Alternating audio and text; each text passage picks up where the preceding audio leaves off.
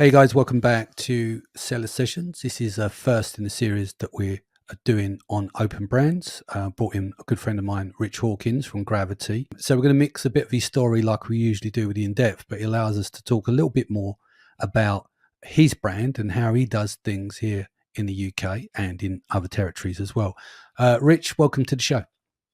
Good to be involved and good to be a part of it. Excellent. Right. So let's start with the history. I mean, we've got a common theme, two kids from a council estate kind of thing, right? So let's take it back. Where are you based? Or where were you? So I'm up in the Midlands, Yeah. Leamington Spa. And very much like you, council housing, brought up in a ground floor council flat. And a bit of a scallywag growing up, to be honest, for want of a better term. But for me, my kind of work life, I guess, started with, I turned 18. Before that, I kind of always worked out. My dad always worked out, so I always worked out, and it was just always a part of my life. So at 18, I was bigger than most of the other 18-year-olds at the time. And a friend of mine asked me to work the door. And I kind of dropped out of college, didn't really have any kind of expectations in life. And it was, at the time, £18 an hour cash in hand. So it was fantastic. And that was kind of where it started for me. Then ended up taking over a bar, so the bar that I worked at. I started working the door at 18. When I was 22, ended up taking on a bar, which at the time I thought was amazing. Looking back, it was an absolute dive. I mean, I had guns pulled on me. I saw people get stabbed and glassed and all sorts. So a bit of a dodgy old place, to be honest. But what happened was I ran that business very badly. I had no idea what I was doing, to be honest, and just ran it into a load of debt, if we're being really honest about it. To the point that by the time I was 24 or 25, 2011, 26 even, I was in about £46,000 worth of debt and ended up basically having to shut the door and walking away, which hurt my ego, to say the least. I'd gone from this, everybody assumed I was this successful guy, one of the youngest guys in town to have a bar and a club, and everybody thought I was doing really well, but secretly I was just running up more and more and more and more debt. And that's kind of where e-commerce came. So that I closed the bar April 2011.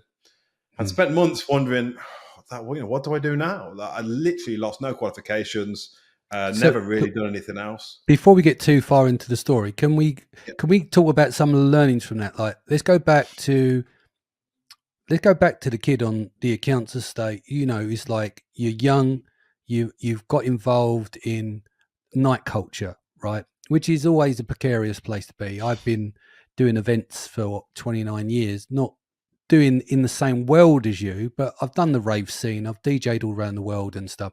So you get to see, should we call, characters? Do you see what I mean? In terms of, you was a doorman and stuff like that. So you get to see the not so bright side of life as well. Yes. So you're a young kid. What was the cause of running this bar in terms of was it more like a status thing, but then you were running up the debt of what? Was it because you were wasting the money, or it was just that on the surface it looked like you're doing well, and you said by your own admission that you didn't run it as well? What was some of the key things that caused you to not run it? Well? I think part of it was the big perception of why I was doing well is because if you came in on a Saturday night, it would be busy, real busy. Yeah.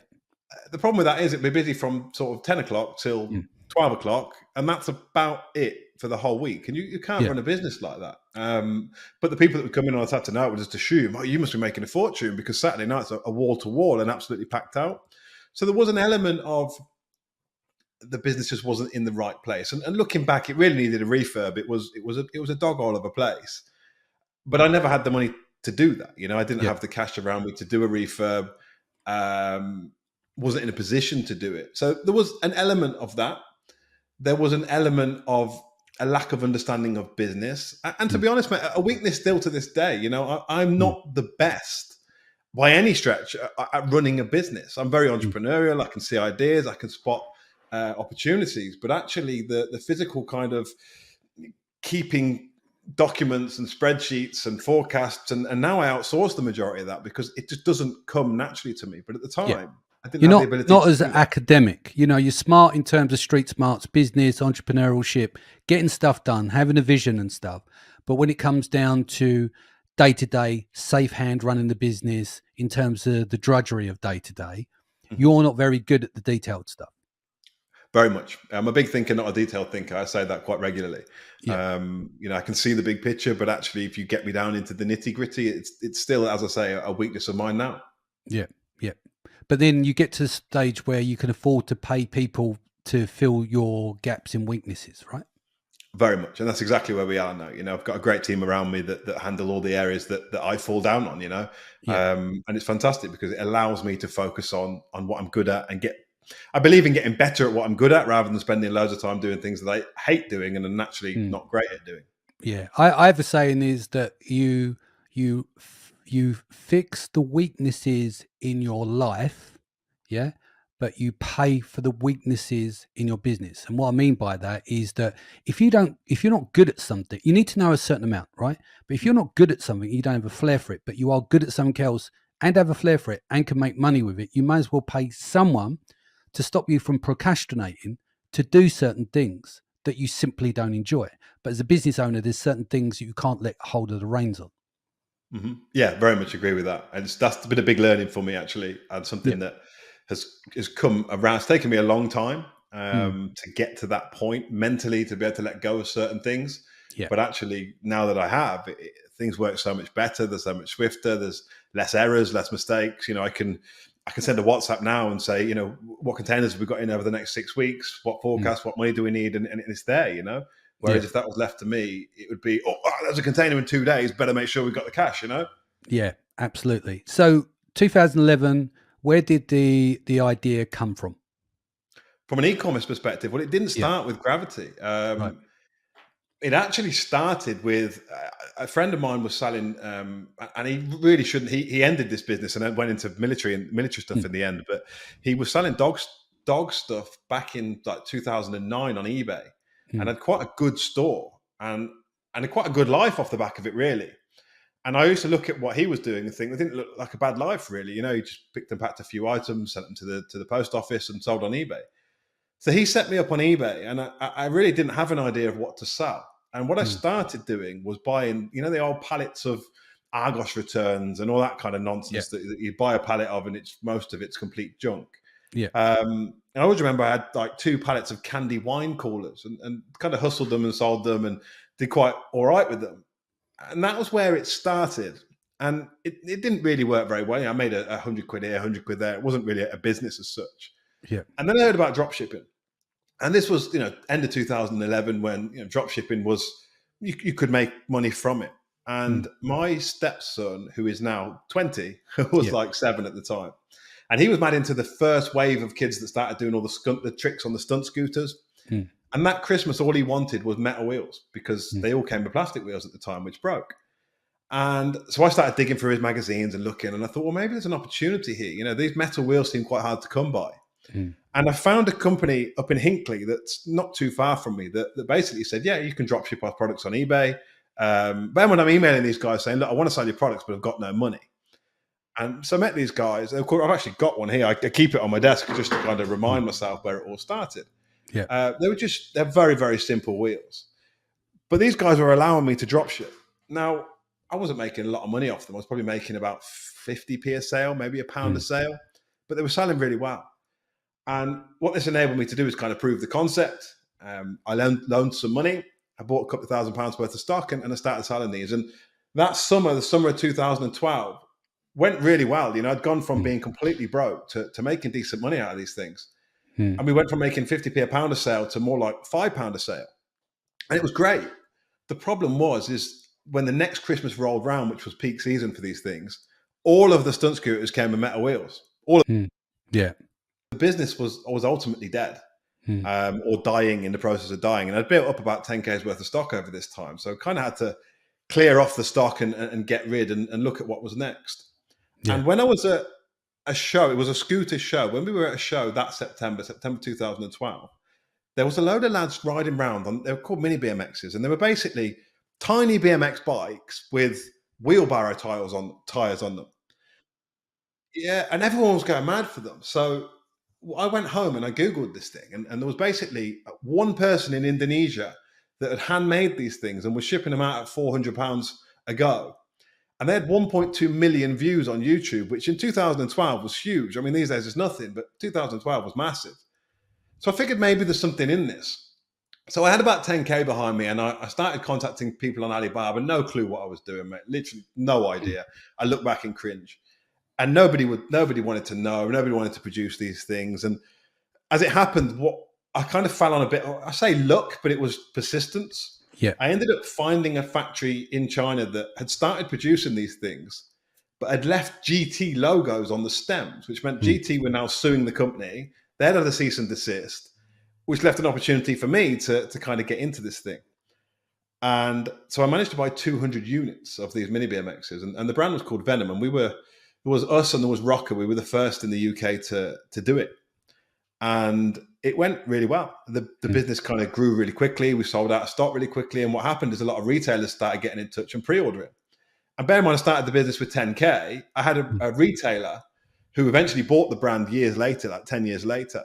They gave me 18K up front on a pre-order for stock I hadn't even ordered. And that made the business then. That gave me my stake money to grow and to build it. And looking back, I then lost my way a bit from an e-commerce perspective, because these things were kind of basically going B2C. We were selling them into retailers. A container would come, the retailers would buy them. I'd sit back and relax and wait for the next container. And it was what happened with the terms and stuff there? Was that they pound the nose back then, or was it still 6-8 weeks, depending, or they're all 90 paying days? up front, as in before they even had the stock. Yeah, wow. It was. They were crazy times. Actually, they were nuts. Yeah, the extreme sports kind of retailers. I mean, we weren't dealing with any kind of blue chips. I mean, we're 20, 30 million turnover companies, but we weren't dealing with your likes of your Argoses and at that level. Yeah. But these guys were willing to just, because we always had stock issues because we never had cash, they were willing to pay up front for pre-orders and get the stock when it came. And especially at Christmas, I mean, I remember one Christmas we had 200K in pre-ordered stock, which was huge, for someone like me at the time. I'd never seen that kind of cash. And I actually really kind of felt a lot of pressure that Christmas and had a bad panic. And actually what happened was when the stock turned up, they were all faulty. So we had 200K of these bikes go out at Christmas and they were all faulty. The freewheels on them were basically disengaged. So they could just pedal and go nowhere. Which wasn't the first problem we had with those bikes, actually. I mean, so no pre-shipment inspection or anything back then for you? We did the inspection. The problem is it took a little while of riding before they'd basically break. It was just over gotcha. a week. Yeah, right. So it would kind of show up like 2-3 weeks down the line. And which basically meant that loads of kids had Christmas presents that ultimately broke and got sent back. And we were there changing freewheels. It was a very small team, just literally changing them over by hand or sending them out to retailers. And it was a stressful time, to say the least. But we got through it. It nearly bust us, but we got through it. And because of that, I made the decision to then start selling these things D2C. I thought, well, we're doing quite well with these from a business-to-business perspective, but we might lose all these relationships. So let's start selling them ourselves, on Amazon and on eBay and various other places. So that's what we started doing. And they went really, really well. Around this time, I started training in calisthenics, which is bodyweight training, basically. And I bought a set of parallettes that basically, when they turned up, bought them off eBay. When they turned up, were plastic plumber's pipe from the back of a sink. The pipe you get from the back of a sink, glued together. And they were like, I mean, I was annoyed, mate. Like, I emailed the guy, said, I'm sending these back. You've charged me £37 for a piece of plastic. And I looked, and on eBay, it tells you how many units they've sold. And it sold like 250 sets of these things. And obviously at the time, I just had to refund a load of people. I was struggling a little bit for cash. So I went to Toolstation, bought my own pipes, started cutting these pipes up, gluing them together and selling them myself, and sold these things on Amazon, and they started going really well to the point I couldn't keep up with demand. So off the back of that, I thought, well, look, I've got the contacts in China for this. I've now got a bit of experience in importing from China. Perhaps I could produce some of these parallettes, and we could maybe sell them. Yeah. So that's basically how Gravity was born. And I always remember. What year was this, Rich? Was this 14 this year? 15. The year 15. Yeah. 15. Yeah. And I remember I ordered 200 sets of these parallettes, and it was only a couple of grand. It wasn't a lot of money. And I very nearly pulled out, mate. As in, I remember messaging on WeChat saying, I think I'm going to cancel the order, because I didn't think I'd be able to sell 200 of them. I mean, we've sold hundreds of thousands of them now, but at the time I didn't think I'd be able to sell them, because they just weren't proven. I mean, it goes against everything, you know. Like all the things, if you're ever teaching someone to sell on Amazon and you're saying get a proven product, which I would now say now, there was no proof at all other than a gut feeling that I think this thing's going to grow and I want to be a part of it.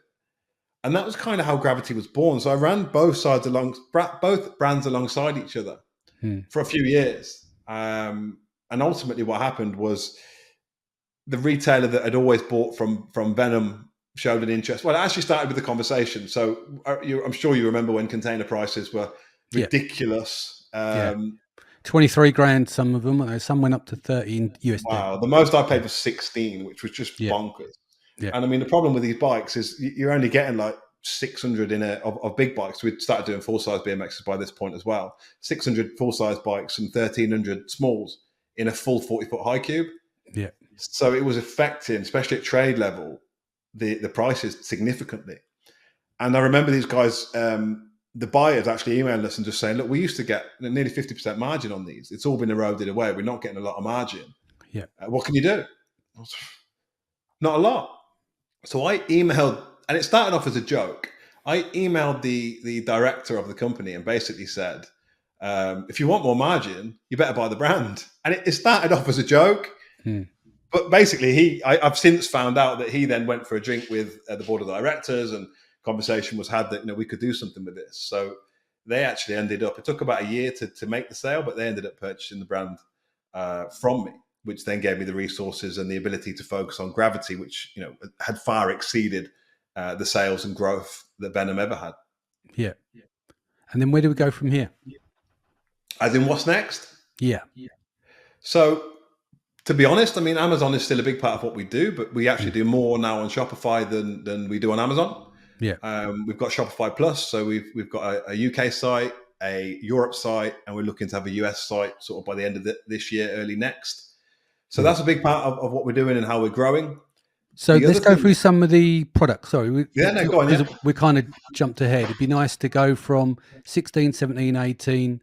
We're leading prior to COVID, because that's going to be an important time for exercise and COVID. We can have that discussion. Bonkers. Yeah. So let's talk about that. Was the bars were the first, and then obviously let's quickly go. What is your product line? Give us the top 10 products. So we've got parallettes, we've got weighted vests. We're consistently Amazon bestseller, weighted vests, gymnastic rings, parallettes. We do a portable pull-up rack. So it's all kind of functional body weight training equipment. And it kind of just snowballed very, very quickly. I mean, we went from kind of the first launch of those first parallettes by the time we got them was Jan 16, which January is always a great time for fitness products anyway. Yeah. And they just flew. So I just kept adding, and to be honest, mate, I kept adding products. I'm just thinking of learnings along the way, but I was too aggressive with the growth. It was, I'm going to do this, I'm going to do that, I'm going to do this, I'm going to put stock in the States, I'm going to put stock in every single fulfillment house in the whole of Europe. And what actually ended up happening was our predominant market in the UK, where we were making most of the sales, had no stock, but all of the slower places around Europe had too much stock. And then we had to VAT register in all the other countries, and it just became a real overwhelming, I don't want to say mess, because it was still profitable and it was still doing well, but it became it started to spiral out of control. Massively so, yeah. Too much admin, and then obviously you're not focused on where the money should be sitting, i.e. where your stock's sitting, because it's not moving fast enough, and that's having an impact on, and obviously ranking quite well on Amazon and stuff. The last thing you want to do is go out of stock when you've got stock, but it's in non-moving areas, There are brands that came up and our brands purely off the stock gaps that we had. Right. Like that's literally how they built their brand, was every time we went out, because we'd have big gaps because we'd have stock in bloody Germany, but nothing in the UK. Yeah. And they literally built their brands off the back of that. There's only one or two, but there are literally people that built brands off the mistakes that we made early on. Yeah. And I think that's all a part of the growth and the learning. So I say to people all the time now is that, look, being ambitious is great, but you can be over ambitious. You can rush the process. Yeah. And be cocky. You get overconfident, right? This is killing it. This is doing well. Then do you get to the stage where you feel a bit untouchable? Do you make sure that you got them self-regulation checks as well? You're the director, the owner of the business, the visionary of the business. So someone has to keep you in check. And normally that's you. Do you see what I mean? because Yeah. the buck stops with you, but you could Yeah. get overconfident and stuff as well. Definitely. And I always remember early on being caught short on a container and needing to lend 3K off a friend. Yeah. And I remember him saying to me at the time, so the problem is, Rich, the numbers will grow, but the way you're going, you'll always be short. Yeah. And that number grew to the point, I had times where I was, 100K short on landing stock. And that became a real issue. And we started doing things like PayPal loans and Amazon loans and all those kind of. But then by there's your own nothing wrong with admission, them that's if not you're your going for- world either, is it? Like you don't it's like enjoy a that payday stuff. loan for a business almost, It's, Yeah, exactly. Factoring and all that kind of stuff. Yeah, and we looked at factoring and all that kind of stuff. It's okay if you're on top of it and if you know your numbers, but me knowing you and knowing me the way I operate, I will leave that stuff alone. Do you know what I mean? When we moved across to we didn't actually start off with Shopify, we started off with WordPress, but when we moved across, that first year we spent 50K on PPC. I don't know where. I don't know what we were. I mean, obviously things are a lot different now, but I remember for years trying to chase the first million in turnover. Yeah. And doing it and pushing. I got to hit a million, got to hit a million. What do you think our net profit was on the first million? I don't know, 30 grand? Yeah, 43 grand. 4.5%. Because you're chasing the wrong thing. You're chasing the number, right? You're chasing the vanity of the 1 million. 100%. By all means necessary and nearly capped yourself on the way there. 100%. It was the most underwhelming thing in my entire life. And a massive lesson learned that, just chasing a number is just pointless. It's just a waste of time. So there was a huge lesson there. And, now, whilst I'm still not the most detailed, I am very, very hung up on knowing our numbers. I'm very hung up on making sure that we're making the right margin across the board, because actually there are so many costs to e-commerce. That's the bit that, especially because we don't really do any FBA now, we do seller fulfilled prime. Right. But if you use an FBA as well, there are so many hidden little costs that can be overlooked and overseen that just erode your margin constantly. Yeah. And I remember last year I had to talk you out of buying a 3PL and like, what you doing it for? And then you run the numbers and it was too much of a headache, wasn't it? Because you were looking to save a bit of money here and here. But the headache, you go, well, look, if you don't mind me saying, you can cut this bit if you want, is, I'll get my dad in there, he's taken care of, keep it family. And that was like, but what was it? Was it a 5-year lease or something like that on it? You didn't know. We looked at buying somewhere as well, actually. We did actually look at buying somewhere. There was a couple of options and it would have probably saved, I can't remember what it was. It's probably saved us, it wasn't a lot of money. It was 47 grand, if I remember. You're going to save yourself 47 grand a year. And I said, how much are you going to cost? We won't say the figure. And I was like, well, there you go then. I know, because it's the cost of doing business and your mental space. Do you know what I mean? Definitely. And we actually landed on our feet with that, mate. I don't think I've actually ended up telling you, but so from the back of that, I started thinking, who do I know in the warehousing game that can give me some advice on this? And I realized that from the past, I know a company who are a very large retailer who had literally taken all their stuff out of 3PLs and just bought a 60,000 square foot warehouse with enough room on the side to put another 30,000.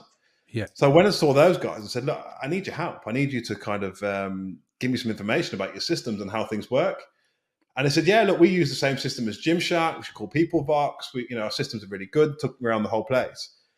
And I went for a coffee with the owner of the company after, and he said, if you want us to do it, Rich, we'll basically do your 3PL at what it costs us. He's like, we've got this place. It's too big for us. We've got it as kind of future-proof in the business. We've got enough room to stick all your stock there. Yeah. All you need to do is just pay what the staff's cost. And actually what we've managed to do is tap into their yodel rates as well, which are nearly £1 a unit cheaper than us. Yeah. So we're actually, that 47K we'd have saved having our own, we're actually significantly better off than that. But we're now in a warehouse that ships till 7 p.m, 6 nights a week. They ship Sunday till 4 p.m. So all of a sudden we've got the ability to offer a shipping experience, like Amazon and like your Azoses or your Wiggles and much bigger companies than we are, without any of the headache and nightmares of kind of trying to run your own 3PL or warehouse. Yeah. No, it's incredible. So it ended up turning around anyway. So let's moving on, because obviously I want to make sure we capture as much as possible here. So you got the state. When was it when you hit, I'm going backtracking a bit. What year was it when you hit your first million with the 47 grand profit or whatever it was? I reckon it was 2018. Right. So let's pick Might have up been the point there. 17. You got your first million. You learnt the lesson of running too fast. What Mhm. was the adjustments that you made to make sure that 19, 20, etc. were more profitable? Well, I actually took a bit of an analogy from. Mm. I'm going off on a tangent here a little bit, but not That's too fine. much. Yeah. So I've trained, as I said, I've trained my whole life, Mm. and I've always trained hard. But in my younger years, just looked big and bloaty and watery, and never really looked Mm. good for all the training that I did. And it's because I never tracked my diet. And I'd started tracking my diet in 2017, and Mm. I'd gone from looking bloated to shredded and looking Mm. real good for the. I mean, I think my head's doing this, but like Yeah. looking much better than I'd ever looked. Yeah. And I took that lesson from that and said, well, actually, what I now need to start doing is tracking every spend, every bit of marketing. Mm. My Friday mornings, I do nothing else on a Friday morning but check what we've spent, what we've bought in, what our Mm. profit margins are, what we've sold, how much stock. Literally, my whole Friday morning is digesting the numbers, and Mm. I've done that since that day. Yeah. And that was the biggest kind of lesson from that. The other thing that we did is we put in a process with our accountant that they do a set of management accounts every month. Mm. So we pay them basically an ongoing fee, and they get everything together and do a management account. So I've always got an up-to-date picture of how the business is doing. I'm not waiting to the end of the year to go, bugger, we've done that wrong. I can nip that in the bud after a month or after a quarter and go, do you know what? We're overspending here, or we're not getting the return back on there. And that's been the biggest kind of lesson on that, is don't wait till the end of the year and just hope you've made some money. You've got to really keep track on that. And I've spoken to so many sellers that don't do that well enough. They don't keep track on what's costing the money, what's bringing in the money, where the money is actually coming from. And let's be honest, marketplaces in terms of money management, predictions and everything, it is quite complex. When you say to people, selling on Amazon, etc., or you guys do, I'm not currently selling, but as I've mentioned before, but it's still a complex process, isn't it? It's still a headache. And then when you look at all the other moving parts and dealing with Seller Central and everything else, there's a huge amount of things to do. So if you've just been sucked dry all week with a suspension, or there's something that has gone on, the last thing you want to be doing is sitting there reconciling, making sure that feed works, etc., etc. So you do slip behind on it. It's very easy to do when there's so many moving parts in the business, and it takes extreme discipline. And Amazon love to take your money. In fact, it was you that said it to me, mate, when we were looking at one of the various programs, and you basically said, look, Amazon are there to take more money from you. And it feels like we let them handle our marketing. Yeah, no, we were talking about the, what was it 360 called? program, I think it was. We were talking about the 360 program when they rush into the bricks, they'll sign you up first 3 months. And weren't we also talking about P1 as well? So it's Possibly, once you get in there, it's like a fucking albatross. You'll get your listings locked down. Obviously, there's the calculations on the listings in terms of the attributions and stuff. We covered this at Seller Sessions, which I'll share a bit later in the future shows about the calculations and the way the pyramid actually works. So, but the long and short of it, basically what happened, if as soon as someone above, i.e. facility, the catalog team, etc., the catalog contributions, because the scoring goes to them anyway. So if you wanted to change the title, it's a world of pain. If you can avoid going to Amazon in any way of changing the title, and also when you're using P1, they've got the attributes to the catalog there, and you have to get those attributes back, and it's a world of pain. And they're not in the rush to give them to you if you're leaving P1 as a service. Do you see what I mean? So sometimes some of these programs, they design these programs, they're not got great support on them, and they're not very useful, and they're not going to do the same level of work as you are, but you think it's going to be easier, especially when it comes to the POs and stuff like that. It's a world of pain, single units here and there, and staying on top of it. Sometimes it's just not worth putting your head in the fire for it. And look, I had exactly that with. Well, I think it was last Christmas. Was it last Christmas or Christmas? No, it wasn't. It was Christmas before. They said, we handle all your ads for you. And it was coming into kind of peak. It was coming into Q4. Yeah. And I said, yeah, right. Yeah, cool. I'm really busy. You crack on. You're bound to do a good job of it. And I remember, again, I check every week. But there was a week I didn't check. Yeah. And they'd literally spent 5 times the usual week's budget on like a 35% ACOS, which for us is terrible. Yeah. And I remember really spitting my dummy out at them. And they were like, well, sorry, soz. Yeah. Like that was their attitude. Like, you've just spent a fortune of my money. And so I kind of, in that respect, changed my tact a little bit, I have to admit. So Yeah. whilst there's certain things and certain, games you have to play on Amazon, of course, I actually think that the most important thing you can do, and you may disagree with this, but for me, is to have a brand that people are actually searching for and actually want, Yeah. because then it doesn't matter so much. It's not. I think sometimes people focus on playing all the games and having all the exact amount of bullet points with the right descriptions. But the fact is that if you've got a brand that people want, Yeah. then it will sell. Yeah. I'm not saying don't do the other things, but I'm saying focus as much of your time or Yeah. slightly more of your time on actually building something that people want to go after. I People are think proud what to if associate you with. look at most sellers now, I would say 85-90% of sellers are focused in that way. That is always their end goal, is to build a brand. But Mhm. building the brand is not as simple as the logo design. It takes years of hard work quite often, Yeah. and you don't necessarily get there to the standard or to the level that you think you should be at. Mhm. Yeah, I guess that's true. But I just think that's so often overlooked. I think you hear so many people talking about play this game, play that game, do this. You need to do this element, and actually, yeah, all that's great, and it's all a part of the process. And you've got to have a knowledge of all of that. But equally, if the product is not great, if the service is not great, all of those things are, in my opinion, way more important because they have a knock-on effect for the long term. Anybody can make a sale once, but actually you need to build something that people are recommending, people are talking about. Yeah, I mean, that's just my thought process on it. And that's why we now do so much on Shopify, because I find the customers are different. It's they're much more invested into the brand. They're much more forgiving. It's if it's something's late or something happens or something's faulty or marked or scratched, the guys that have bought from the website seem to be much more invested and much more relaxed than potentially somebody who's just bought from Amazon because it's next day delivery.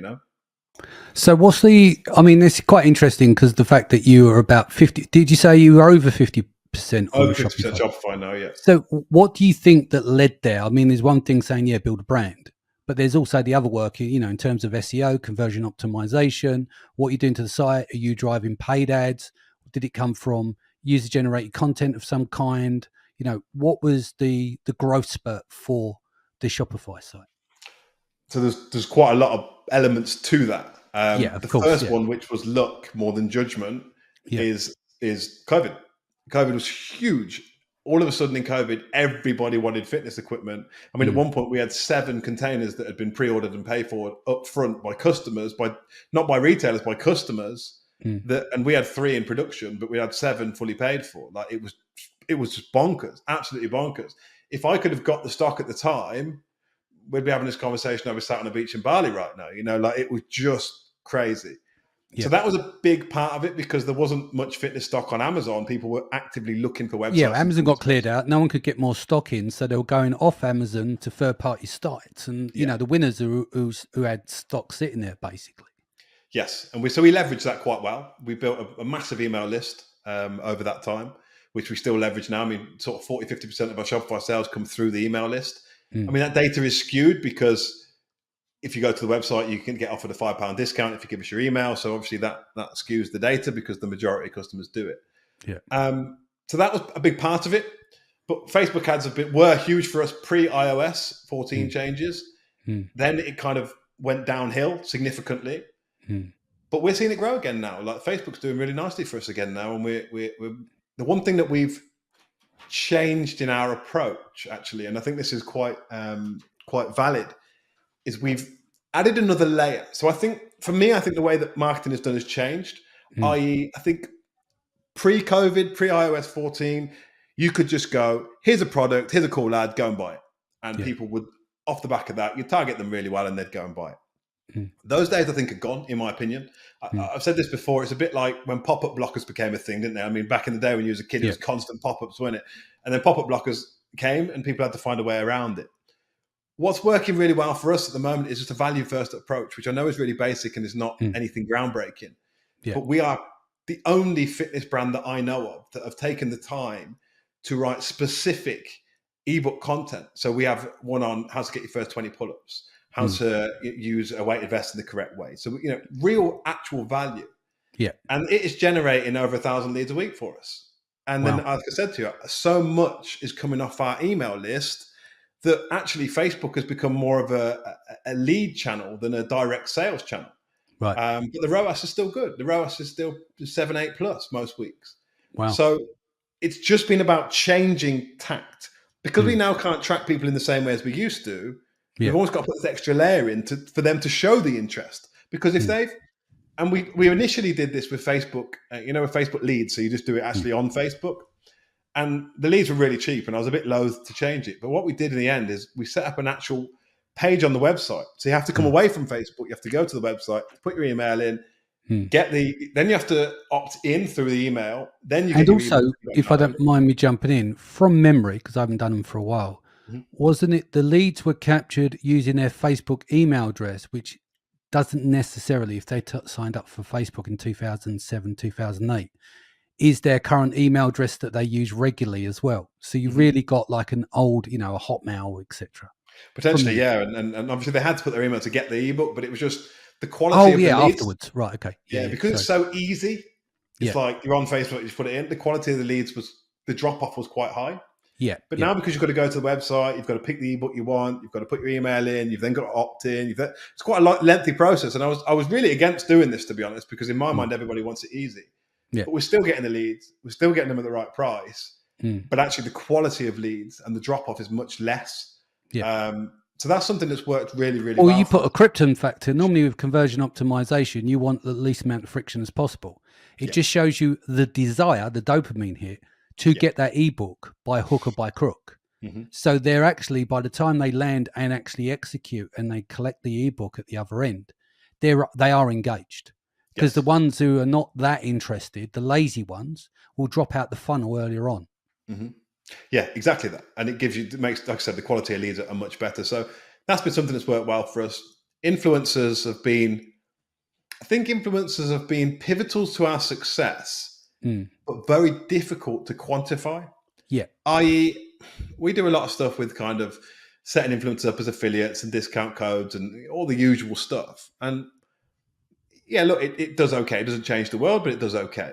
Yeah. But I think it's the brand recognition that you get off working with these guys, which is hard to quantify and not always the best, but the recognition you get for then somebody, even from an Amazon perspective, for somebody to search for the brand, still our highest converting phrase is somebody searching for the brand. Yeah. So, you get that element, but that's really hard to quantify and really hard to say to somebody, look, give a load of stock to influencers. It's a social currency. You can't put a number to it, but it's there. Yeah. It's effective. But it's part of that funnel process.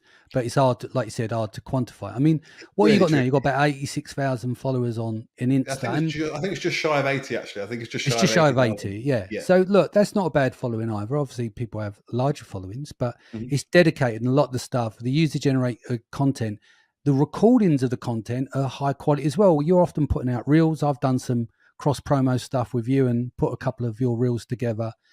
And it's very, very, very high quality. And some of your videos, the reels you've got in 100,000, averaging 15 to 20,000. So you're still getting that brand equity that gets out there, and the quality of the user generated content is very good. And when they're doing calisthenics, it looks very aesthetic as well in terms of, convolting their body into all these different positions and everything else. It's like you got the wow factor. So it is very well channeled for social. With what you do, definitely, it's very visual, isn't it? And it does. Yeah, we did an ad in 2019 with somebody doing pull-ups in the back of a pickup truck, and we still use that ad now. It's still our best converting ad of all times. It did really well. So influencers has been a big part of it. Facebook ads have been a big part of it. Something that we've really started playing with recently is kind of working with larger affiliates. A lot of publications now seem to be going after affiliate relationships. So that's something we've really started implementing over the last 12, 18 months. And it's doing really well for us, actually. We've had, a couple of really large, well-known publications that have put various things out and linked back to us. And not only does that help from a sales perspective, it's also fantastic from an SEO perspective. We're bubbling away at a few different things at the moment that we've got in the pipeline that are hopefully going to get announced very soon. One of them is an app. So we've been working on an app for the last 12 months. Yeah. Which I would say to anybody, if you have an idea of producing an app, especially a fitness app, and you take it lightly like I did, don't. Yeah. The goal was to launch this thing last September. It has been a phenomenal amount of work. There's over 2,000 videos that we've shot for this thing. We took on a whole studio for it. The workload has just been huge. But it will be the best of its kind. Like, I've looked at every fitness app in the space. In the calisthenics side, there's bigger fitness apps, obviously more bland stuff. But in our niche, it will blow everything else out of the water with the amount of content, the quality of the content, the breakdowns of how to do these things. So I'm hoping it's going to do big things for us. But I mean, the workload has been, the stress load has been huge. Yeah. And so as we start to land the podcast, what's the future? What's the plans going forward? So, yeah, I mean, the app is a big part of that plan. Brexit really hurt us from a Europe perspective. So historically, we did loads in Europe. Brexit really hurt that. So I made the decision a couple of years back to open an Estonian company and split the companies down the middle. So we now have a European company separate from the UK one with stock in Poland, and we ship from there all over Europe. So that's become a big focus for us as well. Yeah. It was a bit of a nightmare because we had to split the Amazon accounts, we had to split the Shopify account. But this boy ended up with Shopify Plus because we had to split everything. Yeah. It wasn't a light decision, but it seems to be paying off quite well at the moment. And Estonia have this strange rule that it's not a tax. You're not avoiding any tax, but you're kind of rolling it down the road. So you may or may not know, but Estonia have this rule that basically you only pay your corporation tax on drawings. So if you make 100K and reinvest 100K back into the business, you pay zero tax, which for an e-commerce brand is fantastic because obviously for us, you make 100K, you buy stock and you're still paying tax on the 100K. Whereas in Europe, we can just keep turning that over until at some point we're going to draw the money and obviously have to pay the tax. But it's a great scheme from that element. Well, it's good for cash flow. Most definitely. So Europe has become a big focus to us. The app is the big focus. And then we're a little bit behind on the States. I mean, that's probably further down the line for us, which again is a huge market. Calisthenics in the States is massive. We've got lots of relationships out there, but again, it's a big step because of the size of the products. It's not your usual nice small stuff that you can just put in FBA and forget about. Some of our stuff's 1.2 meters long and 20 kilos in weight. So shipping it internationally is a challenge, to say the least. So it's a matter of, going to the States, setting up relationships with 3PLs. We looked at the States previously, and you'll probably know more about this than me, Danny, but I mean, you can ship a pallet anywhere in the UK for 100 quid. In the States, we had some stock up in the north near Detroit, and we'd do an Amazon shipment plan, and they'd go, right, you've got to ship one pallet to Vegas, you've got to ship one pallet to New York and one to LA, and it might be $1,000 per shipment costs. Yeah. It was a real challenge. Yeah, so I can imagine. Again, we'd be pushing more into the Shopify element and shipping from our own 3PL rather than FBA as such. For the size of our products, FBA it's a bit of a challenge, to be honest. It's a bit of a nightmare. So I haven't really done a lot of FBA for a long time. We do I'd say we're 95% seller fulfilled prime now. So what's the best way that people can reach you if they want to reach out to you? So Instagram is Rich_Hawkins. That's probably the best way to get me. I do have Facebook. I think it's Rich Hawkins Ecom, my Facebook page. But yeah, Instagram's the best way to get hold of me. Excellent. Guys, thank you for joining us today. Rich, again, thank you for joining us. It'd be good to get you back down the line to see further along in your journey. I think when I drop this one, I need to double check. This is Seller Sessions 1000. This is our 1000th episode. I need to double check. I don't always keep a check on it because I don't label them up, but I need to have a look. But I think when we drop this is our 1000th episode. So that's a lot of episodes, Danny. That's insane. That's a lot of episodes. I don't know. I never thought about it if we'd go to 1000. I don't think in that sense. Do you know what I mean? You just one foot in front of the other. So I don't know how long it will take to get to 2000 or if we ever will. But there's a little milestone there. But congratulations on your success. You've got a beautiful family. We've been friends for a long time. We've been training buddies in a way in terms of accountability and that. Yeah. And I'm really proud of you. And congratulations on all your success. All right, guys, we're going to sign off. You're welcome. Okay, guys, we're going to sign off now. Take care. Sharon will be up next. I'll see you again next week. Take care of yourself and your family. Much love, and I'll see you then. Cheers, Danny.